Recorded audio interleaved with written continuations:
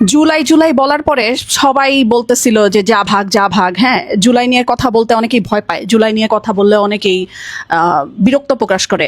এমনও অনেক মানুষের কথা আমি শুনছি, আমার পেজেই এমনও অনেক মানুষ কমেন্টও করছে, যে মানুষ বলছে আমরা জুলাই চেতনার মানে আমরা জুলাই চেতনার সাথে ছিলাম, কিন্তু এখন যা হইতেছে সেটার সাথে আমরা নাই।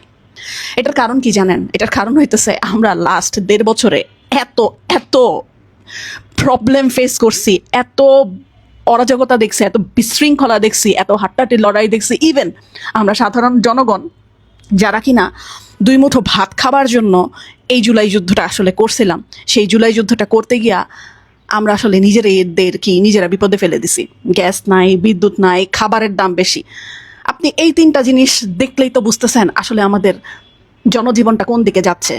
4 নাম্বার, কোনো ব্যবসা নাই, কোনো ব্যবসা নাই। মানুষের হাতে টাকাই নেই, ব্যবসা কোত্থেকে আসবে? মানুষের হাতে যদি টাকা পয়সা না থাকে, ব্যবসা তো আসার কথা না, তাই না? মানুষ কিনবে কি?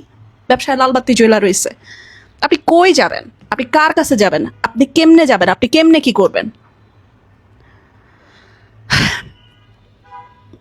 জুলাইয়ের যেই সংগ্রামটা, এটা অনেক বড় একটা সংগ্রাম হইতে পারতো, অনেক গ্লোরিফাইড একটা ব্যাপার হইতে পারতো, কিন্তু আমরা আসলে দেখলাম যাকে ফ্যাসিস্ট বলে আমরা আসলে নামালাম, এখন আমরা নিজেরাই এক একজন ফ্যাসিস্ট। হ্যাঁ, আমাকে অনেকেই এখন গালমন্দ করতে পারে, অনেকেই খারাপ বলতে পারে, কিন্তু ব্যাপারটা একদমই ঠিক। এই 18 মাসে আমরা আসলে পাইছি কি? একটু হিসাব নিকাশ করে দেখেন তো, একটু হিসাব করে দেখেন এই 18 মাসে আপনি কি পাইছেন, আমরা কি পাইছি?